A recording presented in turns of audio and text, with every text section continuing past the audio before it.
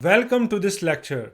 Dynamics of business environment could be neglected. One other point which I have observed in my career is that business is dynamic and SWOT analysis is something which people do once and afterwards not only forget about it but also don't end up formulating a thorough, well thought of and well-rounded strategy afterwards. It confines entrepreneurs to a comfort zone and most of the times they understate the threats and overemphasize the strengths. This is all psychological and I see this pattern repeatedly. Business environment in many sectors can be very dynamic and every 4 months or so you must analyze the key challenges in the business and afterwards set the milestones to overcome these challenges. If these milestones are not reached or if something is not working out, you can look at these 8 dimensions and ask yourself the question, what are the main symptoms or challenges which your business has and along which of the 8 dimensions you need to optimize your business to mitigate these challenges. You always have these 8 dimensions to guide you. In this way you can optimize your business and solve virtually any problem that you encounter. Therefore, according to this approach, each time when business owners know what is the actual underlying problem but they don't know the solution, they can use this thought process to come up with concrete action points